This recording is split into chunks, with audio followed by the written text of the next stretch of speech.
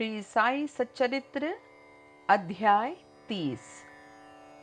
शिरडी को खींचे गए भक्त वणी के काका वैद्य, कुशाल चंद, बंबई के रामलाल पंजाबी।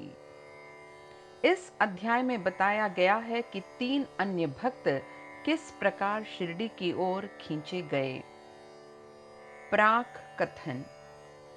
जो बिना किसी कारण भक्तों पर स्नेह करने वाले दया के सागर हैं तथा निर्गुण होकर भी भक्तों के प्रेमवश ही जिन्होंने स्वेच्छा पूर्वक मानव शरीर धारण किया, जो ऐसे भक्त वत्सल हैं कि जिनके दर्शन मात्र से ही भव सागर के भय और समस्त कष्ट दूर हो जाते हैं, ऐसे श्री साईनाथ महाराज को हम नमन करें।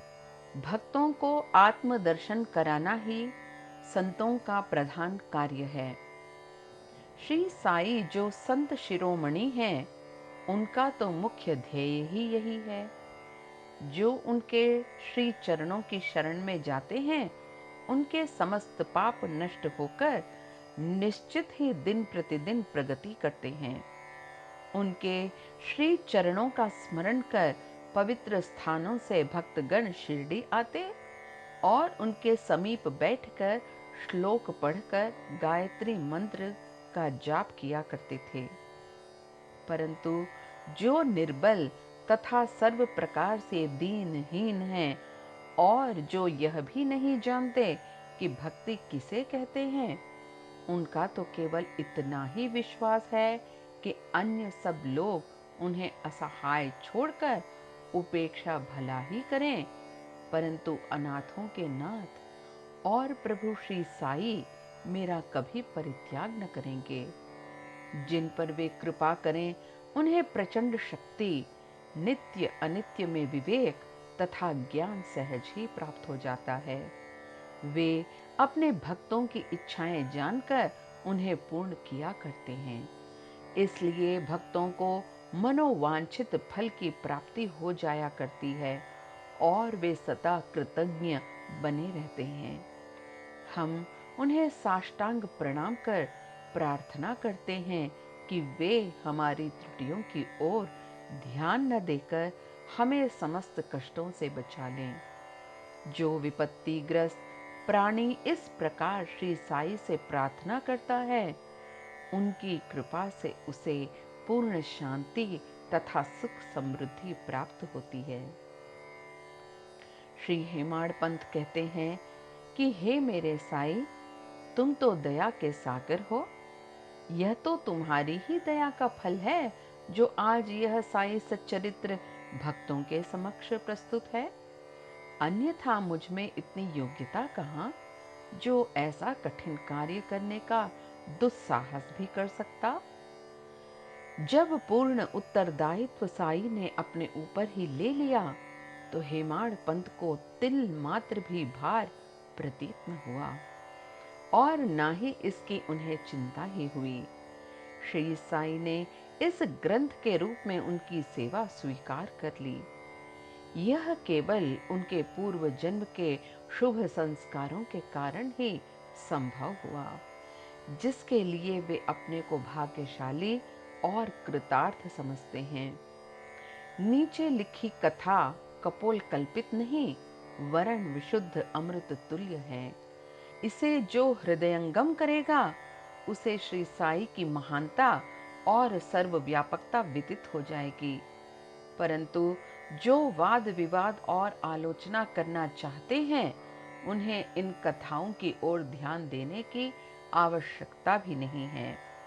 यहाँ तर्क की नहीं, वरन प्रगाढ़ प्रेम और भक्ति की अत्यंत अपेक्षा है। विद्वान भक्त तथा श्रद्धालु जन अथवा जो अपने को साई पाद सेवक समझते हैं, उन्हें ही ये कथाएं रुचिकर तथा शिक्षाप्रद प्रतीत होंगी। अन्य लोगों के लिए तो वे निरी कपोल कल्पनाएं ही हैं। श्री साई के अंतरंग भक्तों को श्री साई लीला कल्पतरु के सदृश है।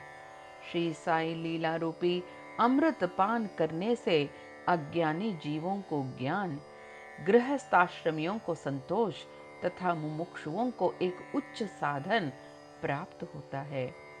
अब हम इस अध्याय की मूल कथा पर आते हैं। काकाजी वैद्य। नासिक जिले के वणी ग्राम में काकाजी वैद्य नाम के एक व्यक्ति रहते थे। वे श्री सप्तशृंगी देवी के मुख्य पुजारी थे। एक बार वे विपत्तियों में कुछ इस प्रकार ग्रसित हुए कि उनके चित्त की शांति भंग हो गई और वे बिल्कुल निराश हो उठे।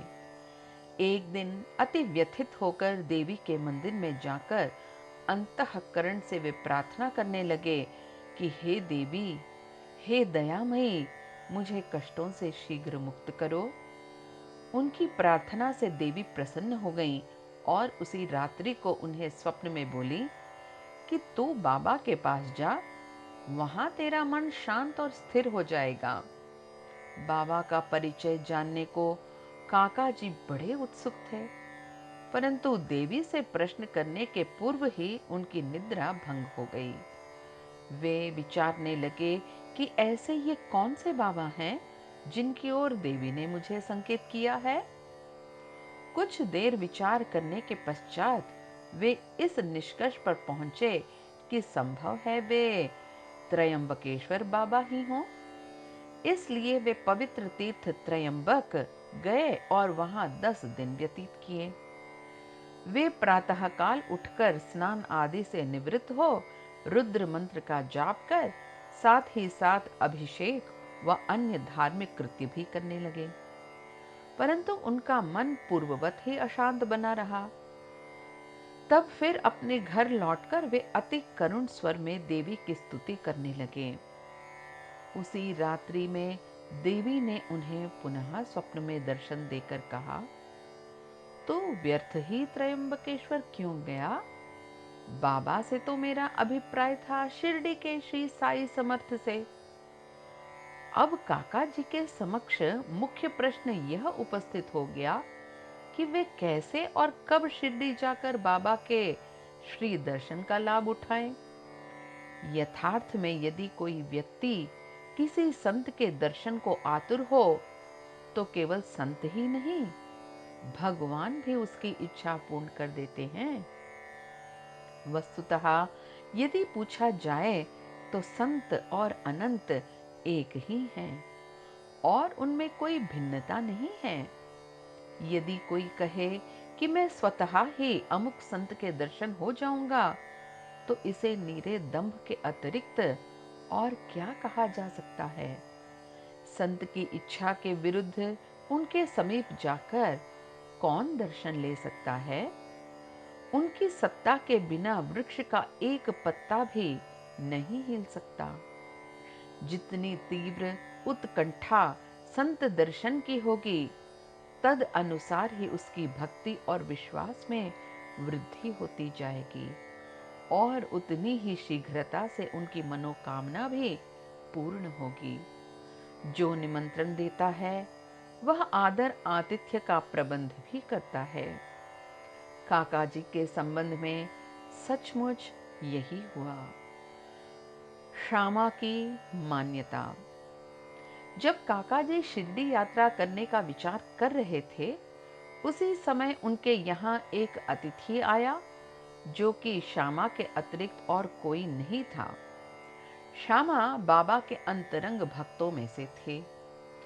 वे ठीक इसी समय वणी में क्यों और कैसे आ पहुंचे, इस पर दृष्टि डालें। बाल्य अवस्था में वे एक बार बहुत बीमार पड़ गए थे। उनकी माता ने अपनी कुल देवी सप्तशृंगी से प्रार्थना की कि यदि मेरा पुत्र निरोग हो जाए तो मैं उसे तुम्हारे चरणों पर लाकर डालूंगी। कुछ वर्षों के पश्चात ही उनकी माता के स्तन में दाद हो गई। तब उन्होंने पुनः देवी से प्रार्थना की कि यदि मैं रोग मुक्त हो जाऊं तो मैं तुम्हें चांदी के 2 स्तन चढ़ाऊंगी। पर ये दोनों वचन अधूरे ही रहे। परंतु जब वे मृत्यु शैया पर पड़ी थीं, तो उन्होंने अपने पुत्र श्यामा को समीप बुलाकर उन दोनों वचनों की स्मृति दिलाई तथा उन्हें पूर्ण करने का आश्वासन पाकर प्राण त्याग दिए। कुछ दिनों के पश्चात वे अपनी यह प्रतिज्ञा भूल गए और इसे भूले पूरे 30 वर्ष व्यतीत हो गए। तभी एक प्रसिद्ध ज्योतिषी शिरडी आए और वहां लगभग 1 मास ठहरे। श्रीमान बूटी साहेब और अन्य लोगों को बतलाई उनकी सभी भविष्यवाणी प्रायः सही निकली, जिनसे सबको पूर्ण संतोष था। श्यामा के लघु भ्राता बाबा जी ने भी उनसे कुछ प्रश्न पूछे।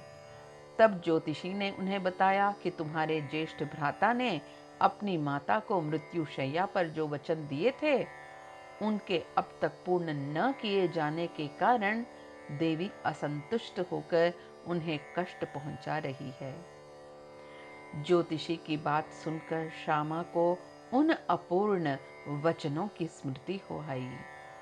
अब और विलंब करना खतरनाक समझकर उन्होंने सुनार को बुलाकर शीघ्र चांदी के 2 स्तन तैयार कराए और उन्हें मस्जिद में ले जाकर बाबा के समक्ष रख दिया तथा प्रणाम कर उन्हें स्वीकार कर वचन मुक्त करने की प्रार्थना की।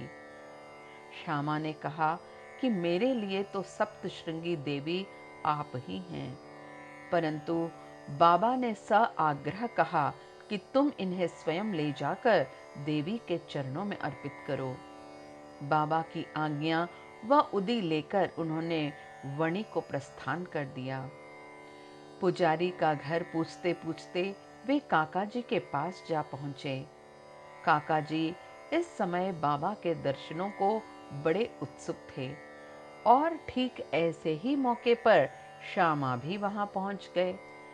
वह संयोग भी कैसा विचित्र था। काका जी ने आगंतुक से उनका परिचय प्राप्त कर पूछा कि आप कहां से पधार रहे हैं। जब उन्होंने सुना कि वे शिरडी से ही आ रहे हैं, तो वे एकदम प्रेमोन्मत्त हो श्यामा से लिपट गए और फिर दोनों का श्री साई लीलाओं पर वार्तालाप आरंभ हो गया। अपने वचन संबंधी कृत्यों को पूर्ण कर वे काका जी के साथ शिरडी लौट आए। काका मस्जिद पहुंचकर बाबा के श्री चरणों से जा लिपटे। उनके नेत्रों से प्रेमाश्रुओं की धारा बहने लगी और उनका चित्त स्थिर हो गया। देवी के दृष्टांत अनुसार जैसे ही उन्होंने बाबा के दर्शन किए, उनके मन की अशांति तुरंत नष्ट हो गई और वे परम शांति का अनुभव करने लगे। वे विचार करने लगे कि कैसी अद्भुत शक्ति है कि बिना कोई संभाषण या प्रश्नोत्तर किए अथवा आशीष पाए दर्शन मात्र से ही अपार प्रसन्नता हो रही है। सचमुच में दर्शन का महत्व तो इसे ही कहते हैं। उनके त्रिषित नेत्र साई चरणों पर स्थिर हो गए और वे अपनी जिह्वा से एक शब्द भी न बोल सके। बाबा की अन्य लीलाएं सुनकर उन्हें अपार आनंद हुआ और वे पूर्णतः बाबा के शरणागत हो गए। सब चिंताओं और कष्टों को भूलकर वे परम आनंदित हुए। उन्होंने वहां सुखपूर्वक 12 दिन व्यतीत किए और फिर बाबा की आज्ञा, आशीर्वाद तथा उदी प्राप्त कर अपने घर लौट गए। राहता निवासी खुशाल चंद। ऐसा कहते हैं कि प्रातः बेला में जो स्वप्न आता है वह बहुधा जागृत अवस्था में सत्य ही निकलता है। ठीक है, ऐसा ही होता होगा, परंतु बाबा के संबंध में समय का ऐसा कोई प्रतिबंध नहीं था। ऐसा ही एक उदाहरण प्रस्तुत है। बाबा ने एक दिन तृतीय पहर काका साहेब को तांगा लेकर राहाता से कुशाल चंद को लाने के लिए भेजा, क्योंकि कुशाल चंद से उनकी कई दिनों से भेंट न हुई थी। राहाता पहुंचकर काका साहेब ने यह संदेश उन्हें सुना दिया। यह संदेश सुनकर उन्हें महान आश्चर्य हुआ और वे कहने लगे कि दोपहर को भोजन के उपरांत थोड़ी देर मुझे झपकी आ गई थी। तभी बाबा ने स्वप्न में और मुझे शीघ्र ही शिरडी आने को कहा, परंतु घोड़े का उचित प्रबंध न हो सकने के कारण मैंने अपने पुत्र को यह सूचना देने के लिए ही उनके पास भेजा था। जब वह गांव की सीमा तक ही पहुंचा था, तभी आप सामने से तांगे में आते दिखे। वे दोनों उस तांगे में बैठकर शिरडी पहुंचे तथा बाबा से भेंट कर उन्हें बड़ी प्रसन्नता हुई। बाबा की यह लीला देख खुशाल चंद गदगद हो गए। बंबई के रामलाल पंजाबी। बंबई के एक पंजाबी ब्राह्मण श्री रामलाल को बाबा ने स्वप्न में एक महंत के वेश में दर्शन देकर शिरडी आने को कहा। उन्हें नाम ग्राम का कुछ भी पता न चल रहा था। उनको श्री दर्शन करने की तीव्र उत्कंठा तो थी, परंतु पता ठिकाना ज्ञात न होने के कारण वे बड़े असमंजस में पड़े हुए थे। जो आमंत्रण देता है वही आने का प्रबंध भी करता है, और अंत में हुआ भी ऐसा ही। उसी दिन संध्या समय जब वे सड़क पर टहल रहे थे, तो उन्होंने एक दुकान पर बाबा का चित्र टंगा देखा। स्वप्न में उन्हें जिस आकृति वाले महंत के दर्शन हुए थे, वे इस चित्र के ही सदृश थे। पूछताछ करने पर उन्हें ज्ञात हुआ कि यह चित्र शिरडी के श्री साई समर्थ का है, और तब उन्होंने शीघ्र ही शिरडी को प्रस्थान कर दिया तथा जीवन पर्यंत शिरडी में ही निवास किया। इस प्रकार बाबा ने अपने भक्तों को अपने दर्शन के लिए शिरडी में बुलाया और उनकी लौकिक तथा पारलौकिक समस्त इच्छाएं पूर्ण की। श्री सद्गुरु साईनाथ अर्पणमस्तु। शुभम भवतु।